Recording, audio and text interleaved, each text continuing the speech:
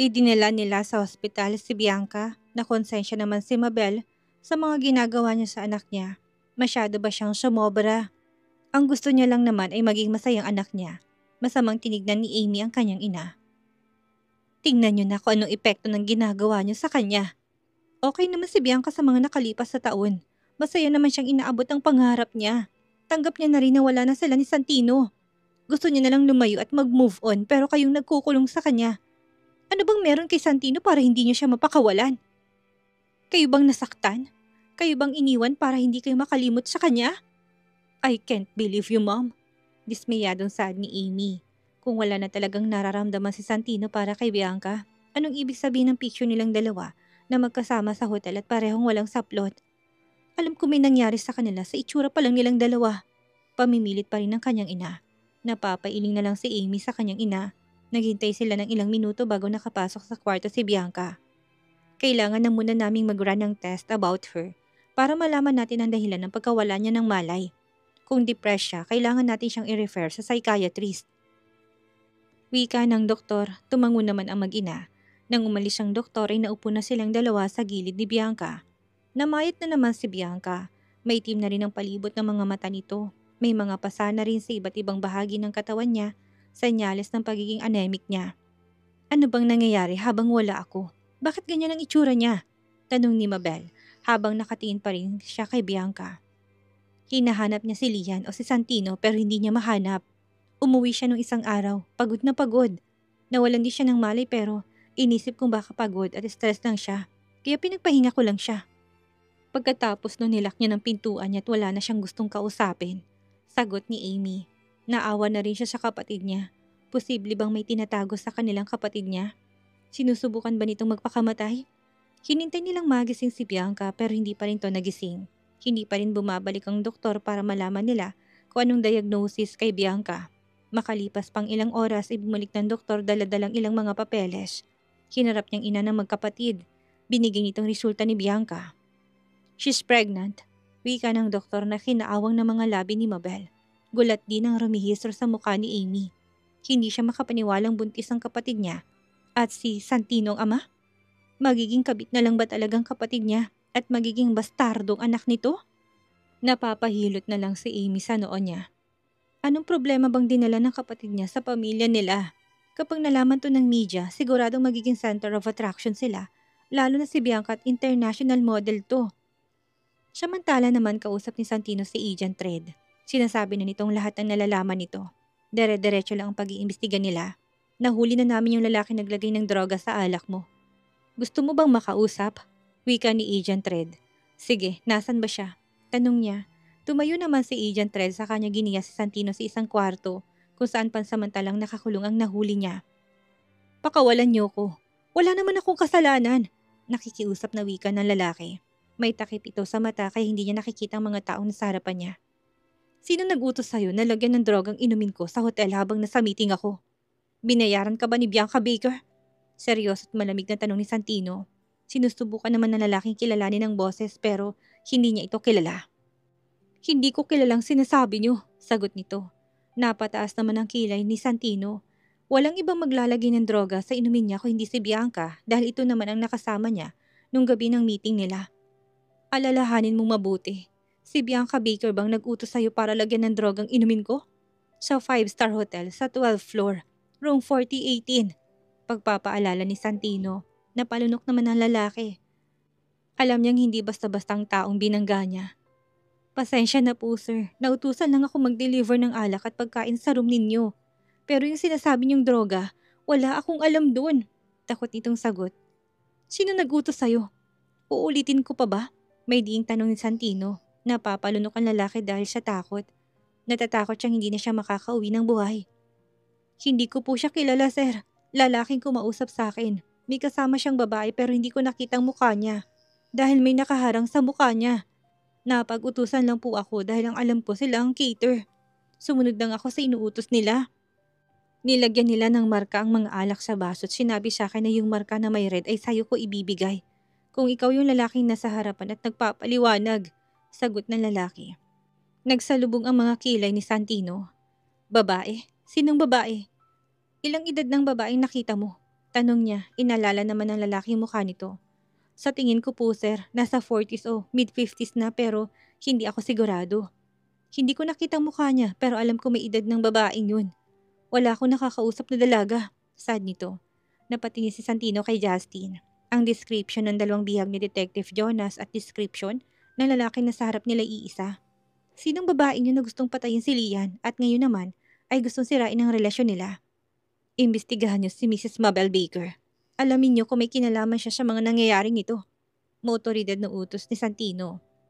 Nasa listahan ko na rin siya sa imbestigahan namin. Kapag may nalaman kami, sasabihin ko kaagad sa'yo. Sagot naman ni Agent Red. Lumabas na sila sa kwarto, napagdesisyon na naman nila napakawalan ng lalaki dahil napag-utusan lang naman ito. Nang makauwi si Santino at Justin na hindi mapakali si Santino, malalim ang iniisip niya. Pilit na iniisip kung sinong babaeng tinutukoy ng mga nahuli nila. Isang malalim na buntong hiningang pinakawalan niya. Posible bang si Mabel Baker ang babaeng yun? May kinalaman ba talagang ina ng ex-fiancé niya sa pagtangkang pagpatay kay Lian? Kung ang dahilan lang nito ay ang dahil nasaktan si Bianca, masyado naman yatang mababaw na dahilan yun. Ganun ba kalalim ang galit ng mga ito para saktan ang taong mahalaga sa kanya? Napapahilamos na lang si Santino sa mukha niya. Mag-iisang linggo na naman siyang nasa Pilipinas. Gusto niya nang bumalik sa mag-iina niya. Gusto niya nang makita at makasama ulit ang mga to. Hindi sapat sa kanyang tawag lang. Ano nga palang balak mo sa mommy mo? Hindi ba't pinagdududahan mo siya na may kinalaman sa pagtangkang pagpatay kay Lian? Tanong ni Justin. Naupo naman si Santino sa sofa saka pinagsalikop ang mga kamay niya. Hindi na muna, ito ang tamang panahon para kausapin ko siya. Kung gusto niya talagang ayusin ang relasyon namin, siya ang lalapit sa amin, hindi ako. Blankong sagot ni Santino. Ang gusto niyang unahin ngayon ay mahuli ang taong gustong saktan ng asawa niya. Hindi siya makakampante hanggat malaya itong gumagalaw. Paano kung wala rin kinalaman si Mrs. Baker sa nangyayari? May iba ka pa bang iniisip na posibleng mastermind ng lahat? Tanong pa ni Justin. Ilang minuto namang hindi sumagot si Santino dahil nag-iisip ito.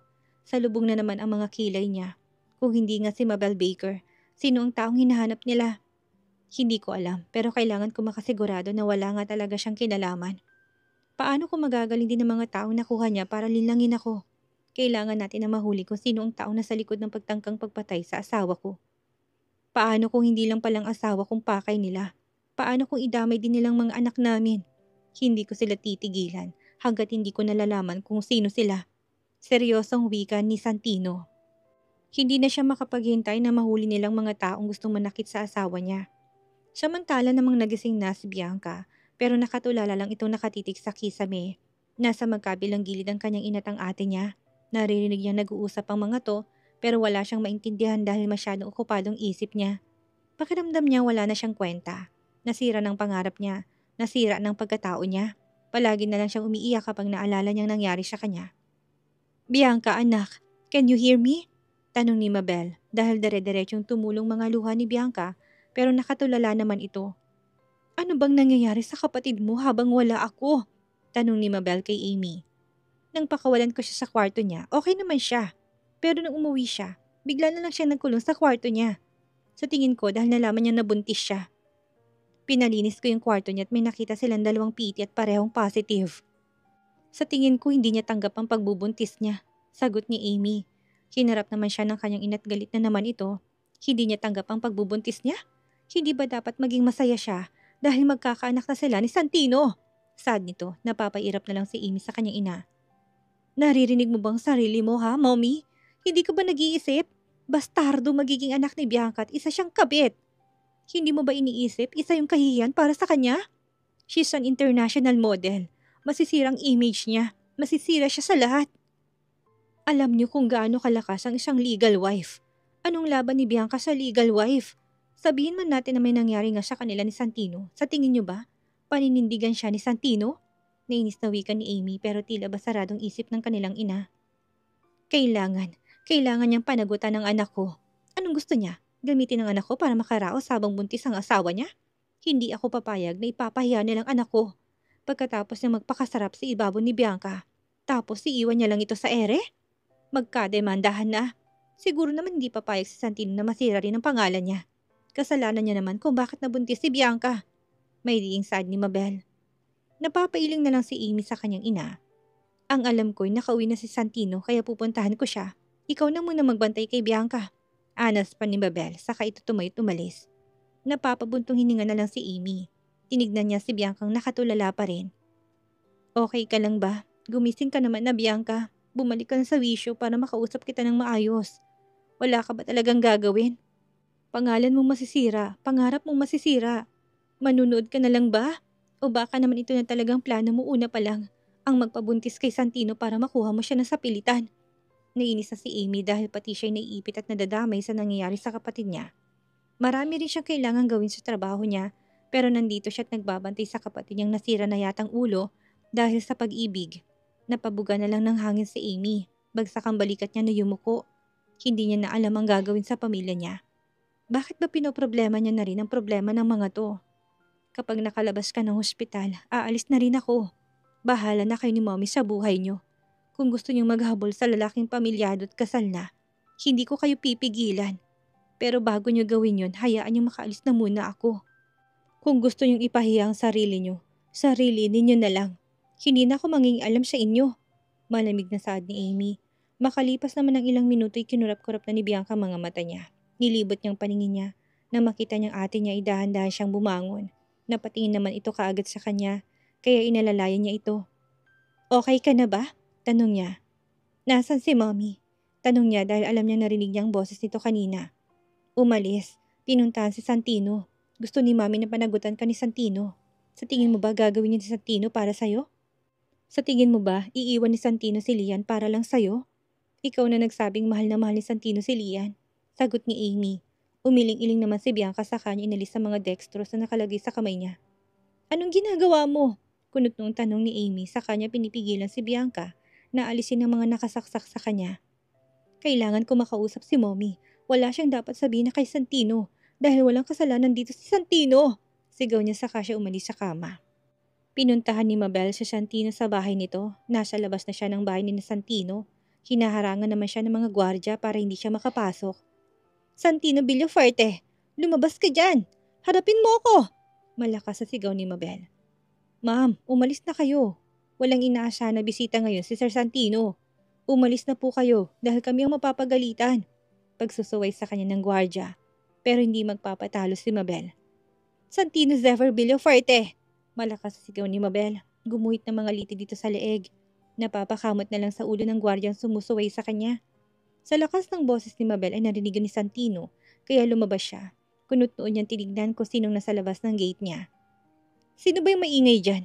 Hindi ba't sinabi ko na wala kayong papapasukin? Seryosong wika ni Santino. Pasensya na po sir, kanina pa namin siya pinapaalis. Pero ayaw niyang umalis. Sagot ng gwardya.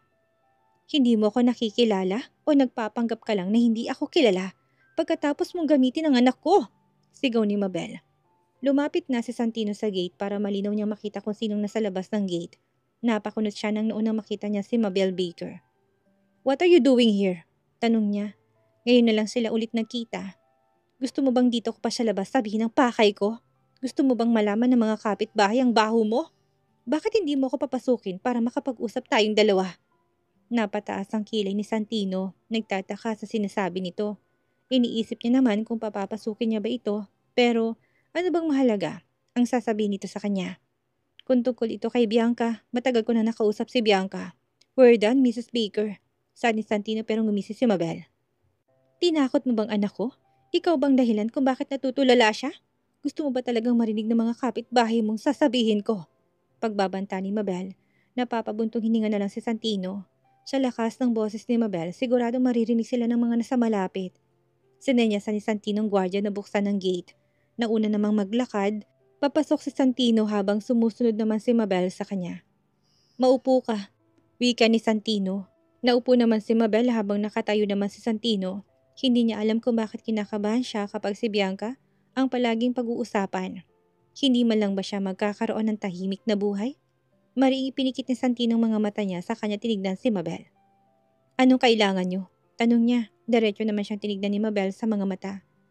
Wala ka na bang pakialam sa anak ko? Itatapon mo na lang bang pinagsamahan yung dalawa? Diretsong wika ni Mabel.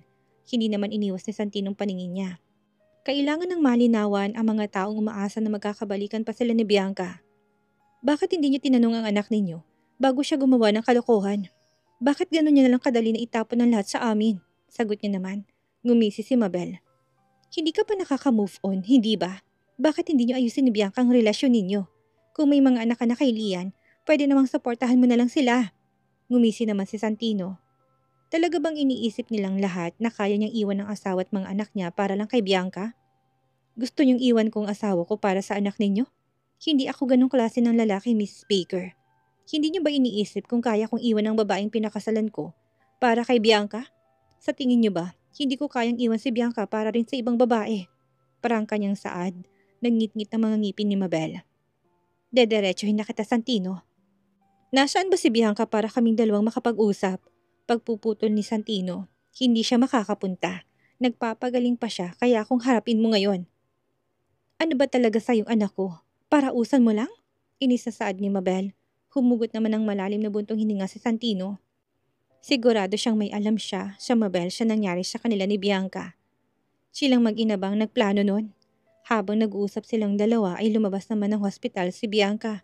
Pinipigilan naman siya ni Amy pero ayaw magpapigil ni Bianca.